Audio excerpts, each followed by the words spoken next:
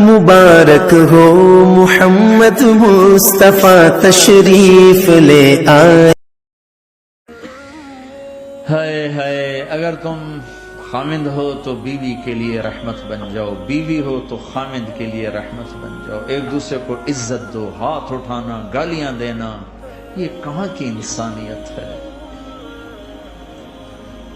फिर हमारा मुआशरा joint family system है, सास होकर ससुर होकर बच्चे और बच्ची की जिंदगी में इतना दाखिल हो जाना कि उनकी जिंदगी कोई बर्बाद कर देना, ये मेरे पूरे मुआशरे का एक सुलगता हुआ, एक जलता हुआ, एक दुख देता हुआ, ये एक इतना बड़ा रोग है कि मैं कितने ही आंसू बहाऊं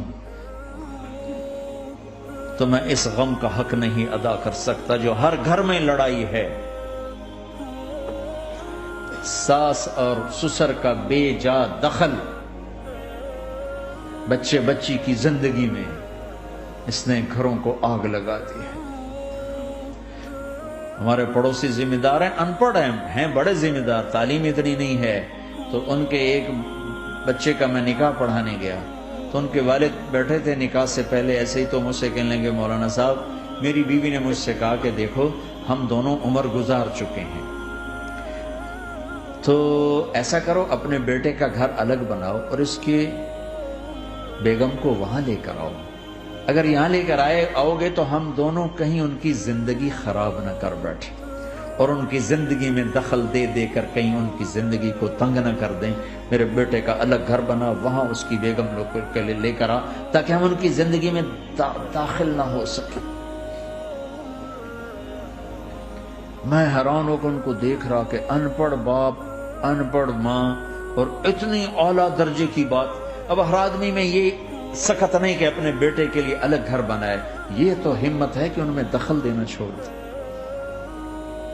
कि खामिंद से ज्यादा खामिंद के माँ बाप उसकी बीवी पे हक जिता रहे हों। ये मेरे नबी की मुआशरत नहीं है। मैं दुख से कह रहा हूं, आप महसूस ना फरमाएं। कोई औरत सास है तो महसूस न करे, कोई ससुर बैठे महसूस न करें। मैं दर्द भरी फरियाद कह रहा हूं। ये मेरे मुआशरे का सुलगता हुआ एक मसला है, एक गहरा दाग है जिसने जिंदगियों को तबाह बर्बाद करके रख दिया है। कहीं उसका उलट भी होता है कि आने वाली लड़की ऐसी बदतमीजी करती है कि उसके खामिद के माँ बाप को बेइज्जत करके रख देती, रिश्तेदारों से तोड़ के रख देती है। ये केसेस भी हैं लेकिन ये थोड़े हैं, ये दूसरे वाले ज्यादा हैं। मैं अपने नबी की मुआशरत बताना चाहता कि मेरे नबी की जिंदगी में मोहब्बत के सिवा कुछ न था। कुल कायनात के नबी हैं। और हज़रत आयशा से कह रहे, आयशा दौड़ लगा, आयशा दौड़ लगा। कोई वहां कह सकता, कोई मौलाना कह सकता बीवी से, आओ आओ बेगम दौड़, तुम्हारा थोड़े को तो घर ही निके निके तुम दौड़ना कितने, चलो पौड़ियां चढ़ दे रहा करो, पौड़ियां चढ़ो हैं। आयशा दौड़ लगाए। कौन कह रहे हैं? दो जहान के सरदार आयशा दौड़ लगाए। तुम्हारी तो बुजुर्गी फौत हो जाए। तो आपने सहाबा से कहा, एक सफर से वापस आ रहे, जाओ भाई सब आगे चले जाओ। वो सारे आगे चले गए। जब वो नजरों से गायब हो गए, आयशा आओ दौड़ लगाएं। दोनों ने दौड़ लगाई। हज़रत आयशा फरमाती मैं आगे निकल गए। कुछ साल गुजर गए तो मैं जरा मोटी हो गई। तो एक सफर से वापस आ रहे थे, आपने कहा सहाबा से, चलो भाई आगे। सारे सहाबा आगे चल के गायब हो गए, कोई नजर नहीं आ रहा। तो फिर आपने कहा आयशा दौड़ लगाएं। मैं क्या लगाएं? कहा मैं हमने लगाई तो मैं जरा मोटी हो गई थी, तो नबी आगे निकल गए। तो फिर आपने फरमाया हादिही बितिलका, आयशा आज मैंने अपना बदला ले लिया। उस वक्त तुम जीत गई थी, आज मैं जीत गया। आपने नबी की जिंदगी पढ़ो अल्लाह के वास्ते कि आपने घर कैसे चलाए। खाने को कुछ नहीं और बीवियां खुश हैं। सुलूक था ना, खाने को कुछ नहीं है, 2-2 महीने चूल्हा नहीं जलता है, लेकिन बीवियों को ऐसी मोहब्बत थी कि वो कुर्बान होती जा रही। और यहां सब कुछ देकर घरों में आग है, इसलिए कि बोल ठीक नहीं, न खामिद का बोल ठीक है, न बीवी का बोल ठीक है। और आम तौर पर ज्यादती चूंकि मर्दों की तरफ से होती, कभी औरतों की तरफ से भी होती। मैं तो दोनों के लिए बात कर रहा हूं। इस जबान को मीठा करना सीख लो। अगर अपने घरों को چین سے سکھ سے بھرنا چاہتے ہو تو چیزوں سے نہیں آئے گا، تمہارے سلوک سے، بیہیویئر سے آئے گا۔ اپنے سلوک اچھے کرو، اپنے رویے اچھے کرو۔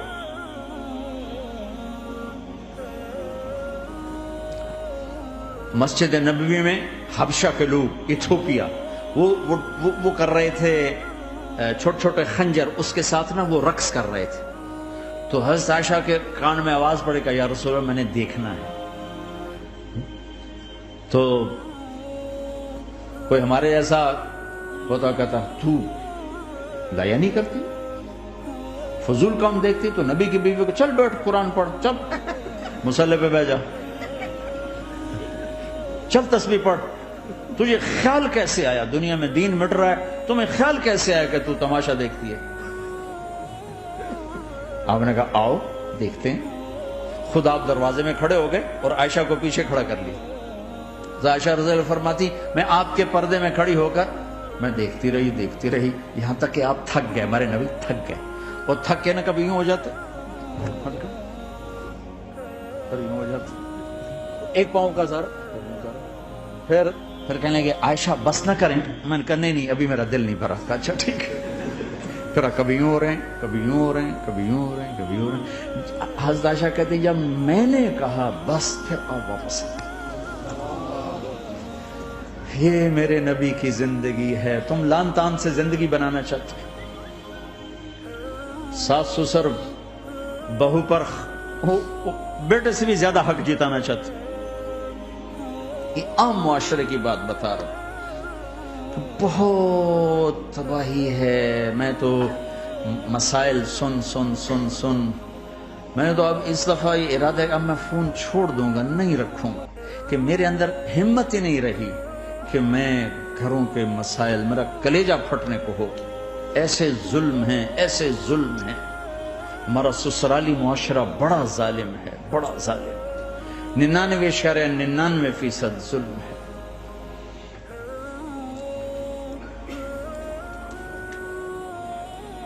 یہاں آنے سے پہلے ایک بچی کی بات، پنڈی سے اس کا فون آیا کہ سسرال نے کہا تھا بچی ہوئی تو طلاق دے دیں گے۔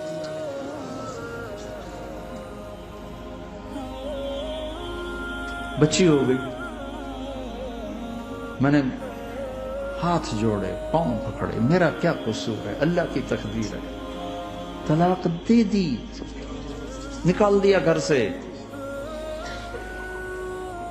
حج میں 2 بچہ بچی ساتھ تھے ابھی میرے حج میں، تو 22-23 سال کا بچہ تھا، اتنی سال کی بچی تھی، تو وہ میرے ساتھ حج میں اکٹھے تھے۔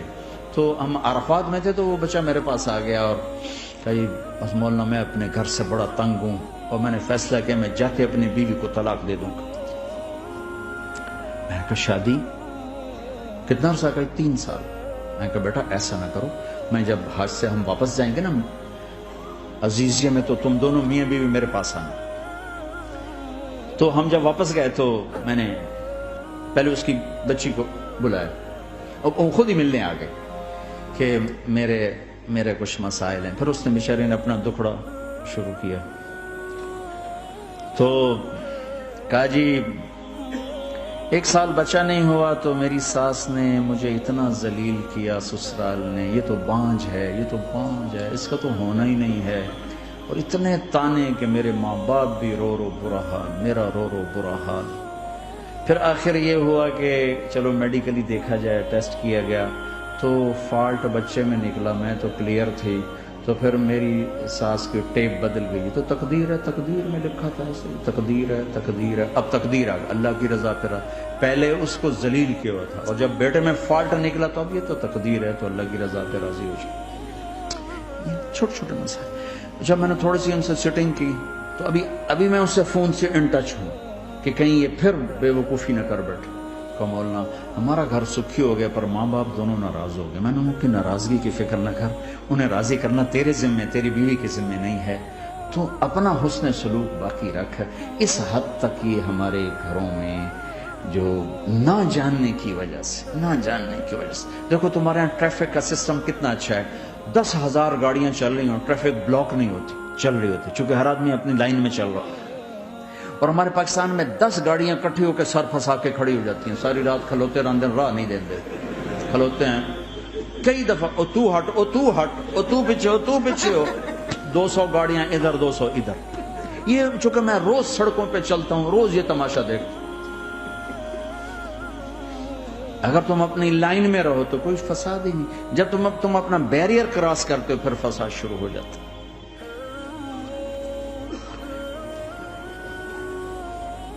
تو بھائیو اپنے نبی کی زندگی سیکھو، ایک سارا چھوٹا سا کام، زبان زبان زبان، غیبت چھوڑ دو، جھوٹ چھوڑ دو، گالی چھوڑ دو، تانا چھوڑ دو، طنز چھوڑ دو، برا بھلا کہنا چھوڑ دو، بلکہ حوصلہ افزائی کرو، تعریف کرو۔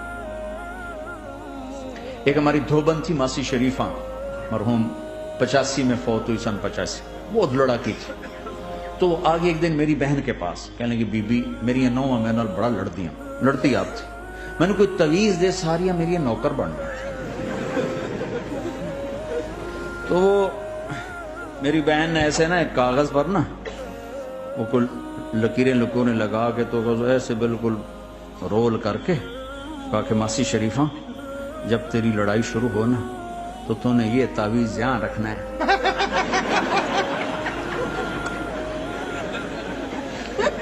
اور اس کو گرنے نہیں دینا، اگر یہ گر گیا تو بڑا فساد ہو جائے گا۔ اب کیا چکر تھا، چپ کرانا تھا اس کو، لڑائی تو ساری اس کی تھی۔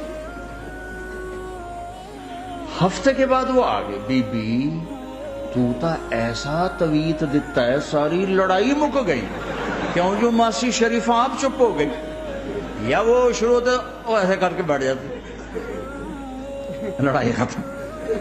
تو میں سب کو یہ تعویذ دے کے جا رہا ہوں،